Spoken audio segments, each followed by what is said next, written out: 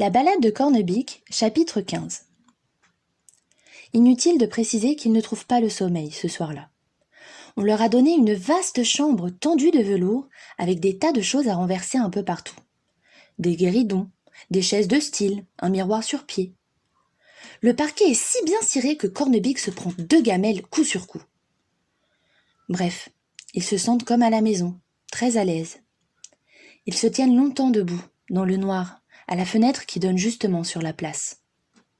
De là, en écartant le rideau, ils ont une vue imprenable sur la résidence de grand-mère. Les 20 soldats veillent toujours devant les grilles forgées de l'entrée et sur l'escalier qui monte jusqu'au palais. Toutes les lumières sont éteintes, sauf une, tout en haut. Cornebique ne peut pas en détacher ses yeux. « Je te parie qu'il est là-bas, dans cette pièce, je le sens. Avec cette vieille carne qu'il surveille.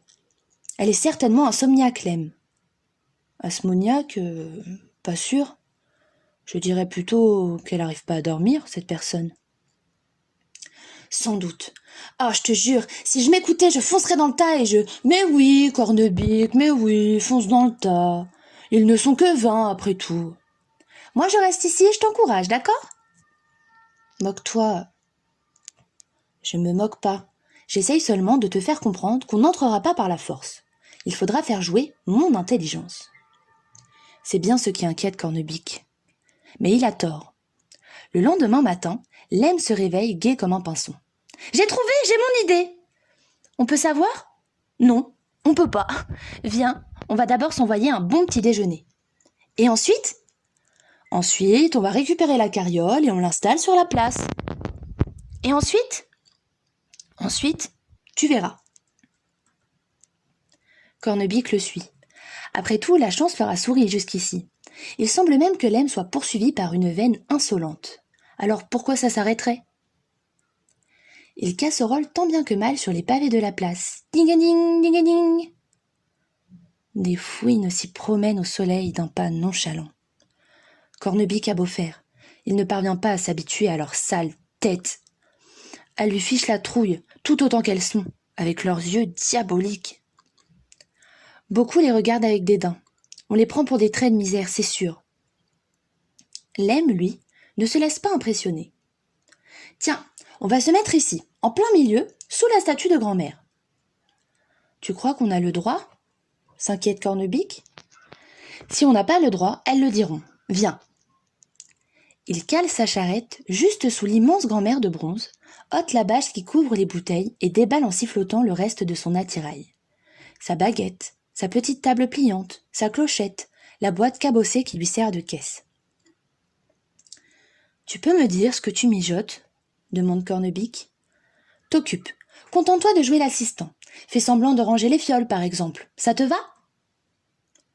Cornebique obéit. Il disparaît derrière la charrette, trouve un crayon et fait mine de recopier le nom des bouteilles sur une feuille de papier. Ça lui donne une contenance. Il a à peine commencé que la voix claironnante de Lem retentit sur la place. « Mesdames et messieurs, votre attention s'il vous plaît. C'est le docteur Lem qui vous parle.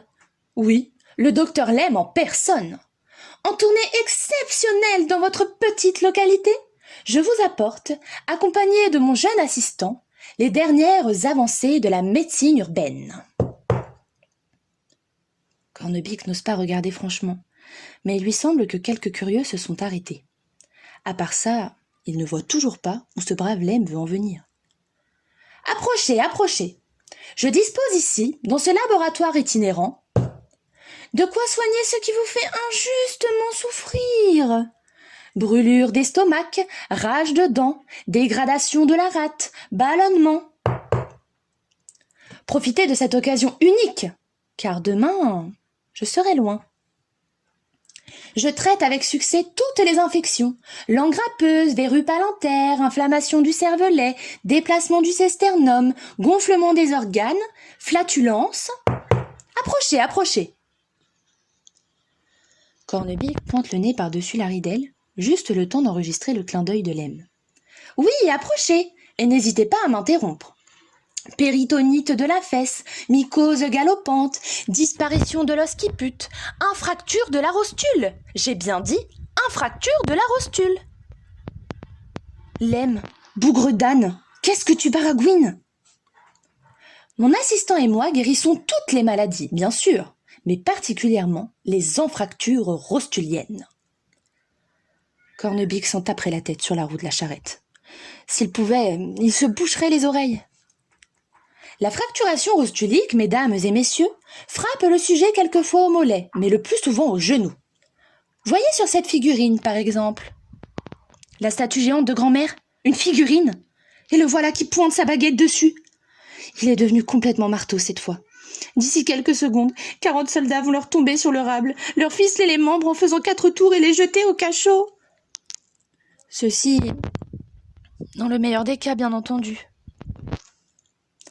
Étrangement, il ne se passe rien. Cornebique ose un coup d'œil vers le public. Un garde à la mâchoire en galoche s'est mêlé au badaud et il écoute le professeur Lem qui poursuit vaillamment son exposé médical. La structure ossiqueuse du tendon rostalique est soumise en particulier chez les personnes âgées. Le garde s'avance et l'interpelle, la bouche mauvaise. « C'est quoi votre médicament ?» Lem joue les imbéciles. « Pour la disparition du cesternum ?»« Non, pour ce que vous avez dit après. »« Ah, l'infracturation de la rostule. »« Vous voulez dire de la rotule ?»« Oui, la rotule. Nous autres scientifiques, disons aussi la rostule à cause du grec rostulicem qui signifie os du genou. Rostule, os et licem, le genou. Ce serait pour vous, jeune homme ? De grosses gouttes de sueur dégoulinent sur le front de Cornebique. Lem, qui viendra nous voir en prison ici ? Est-ce qu'il y aura des araignées ? Est-ce que les griffus nous donneront assez à manger ? Le garde s'impatiente. C'est quelle bouteille pour la rotule ? Oh, mais ce n'est pas une bouteille, monsieur. C'est des ventouses. Lem, non, arrête, je t'en supplie. Sans doute qu'elles viendront dans notre cachot de temps en temps pour nous arracher les ongles des pieds. 1 par jour. Elles en sont capables, arrête. Le garde semble perplexe. Des ventouses. Pour soigner la rotule ? On dira ce qu'on veut de Lem, que sa cervelle ressemble à un morceau de gruyère, qu'il a une araignée dans le plafond, qu'il boit un coup de trop, d'accord. Mais pour trouver un type qui a plus de culot que lui, il faut se lever tôt. Le voilà qui improvise devant une bonne centaine de fouines impassibles et froides comme des glaçons une consternante leçon de choses. Oui, des ventouses. Et comment donc ? Je n'entrerai pas dans les détails scientifiques, mesdames et messieurs, mais sachez cependant que la ventouse, grâce à son action fumigeante, entraîne une défrécation de la mandibule. De sa baguette, il désigne sur la statue de bronze les parties du corps évoquées. Cornebique en a des vapeurs.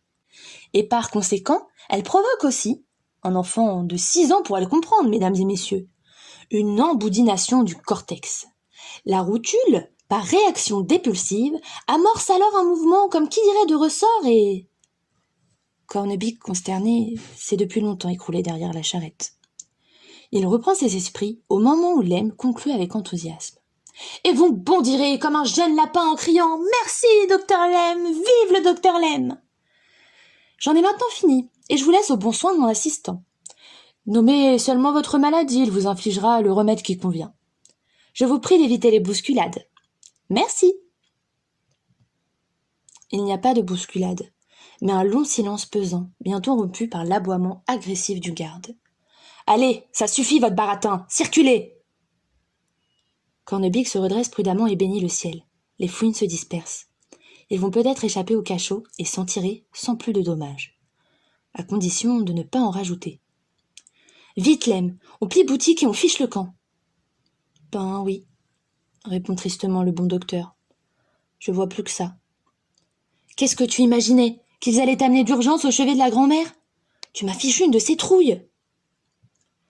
Ils ont presque fini de rassembler leurs bardas quand le garde, celui qui leur a ordonné d'aller voir ailleurs, s'approche de la charrette. Il n'aboie pas cette fois. Au contraire, il se fait le plus discret possible. « Ne bougez pas d'ici, je reviens. » Circuler, pas bouger, il sait pas ce qu'il veut celui-là, bougonne Cornebique. Il le regarde s'éloigner en direction du palais, passer entre ses collègues, franchir la grille, monter les escaliers et disparaître. Le temps passe. Qu'est-ce qu'on fait, plaisante Lem? On joue à la marelle sur les pavés? Le garde repointe sa grosse tête d'enclume au bout d'une bonne demi-heure. Il traverse la place en tâchant de ne pas se faire remarquer et glisse à Lem. Soyez ce soir à 10 heures à l'arrière du bâtiment. Vous trouverez une petite porte en chêne en contrebas de la rue. Tapez 3 fois. Je vous ouvrirai et je vous conduirai à une certaine personne. Très bien, répond Lem. J'y serai sans faute avec mon assistant. Non, tout seul. Et il tourne les talons. Ils ont du mal à se contenir. Lem jubile carrément. Si Cornebique ne le calmait pas, il danserait le foxtrot sur le pavé en lançant des yippies. Une certaine personne, rigole-t-il en imitant le garde, mâchoire en avant. Une certaine personne. Ce grand benet croit qu'il va m'étonner avec sa certaine personne. Mais je l'ai possédé comme un lapin de 6 semaines. Il se voit déjà fortune faite, médaillé, décoré, récompensé. Et par qui? Par grand-mère elle-même, éternellement reconnaissante. T'as vu ça, mon copain? T'as vu le travail? Calme-toi, Lem, et parle-moi fort, nom d'un chien. Cornebique a beau le gronder, il doit bien s'avouer que Lem l'épate de plus en plus.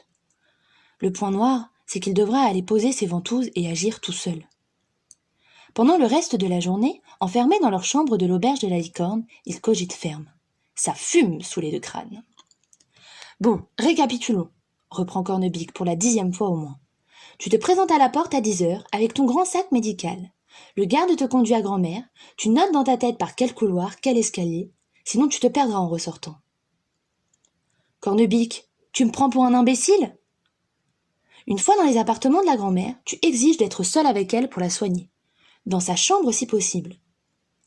Oui, je dirais que j'ai besoin de me concentrer. C'est ça. Ensuite, tu lui poses les ventouses. Oui. Tu crois que je devrais m'entraîner encore un peu sur toi avant d'y aller? C'est inutile, Lem. Tu m'en as posé au moins 50 depuis midi. J'ai le dos couvert de suçons. Tu y arrives parfaitement bien maintenant. On dirait presque un vrai docteur. Si tu le dis. Continuons. Pendant que la grand-mère est couchée sur le ventre, tu en profites pour chercher le petit pied et la loirotte. Dès que tu les as dénichés, tu les fourres au fond du sac. Et je les couvre avec la couverture pour les cacher. C'est ça, Lem. Ensuite, tu dis à la grand-mère qu'elle bouge surtout pas et tu te sauves. Et si je tombe sur des gardes? Tu leur dis que tu as oublié un instrument et que tu reviens tout de suite. Interdis-leur de déranger la grand-mère. Ensuite, tu reprends le même chemin qu'à l'aller et tu me rejoins à la Licorne. Lem secoue la tête, puis se frotte vigoureusement les mains. C'est imparable. Je vois pas comment je pourrais échouer. À 10h moins 10, ils descendent à la réception de l'auberge et annoncent à la fouine de service qu'ils s'en vont. Oui, ils ont passé un excellent séjour. Oui, ils reviendront dès que possible. Mais quand elle leur tend la facture, Cornebique fait la grimace. La douloureuse équivaut à la recette de ses 6 derniers concerts. Ils se séparent dans l'arrière-cour, où Cornebique attendra son camarade auprès de la charrette. Je ne bouge pas d'ici, Lem. Allez, vas-y maintenant et... Merci. Lem avale une bonne rasade de sa bouteille plate, s'essuie la bouche et prend son grand sac médical en bandoulière. C'est moi qui te remercie. Je m'amuse vraiment bien depuis que je suis avec toi. Bon courage, Lem. J'espère que tu réussiras. T'en fais pas, mon pote. Je ramène les petits. Il l'accompagne jusque sous le porche et le regarde traverser la place, contourner le palais et disparaître à l'angle de la rue.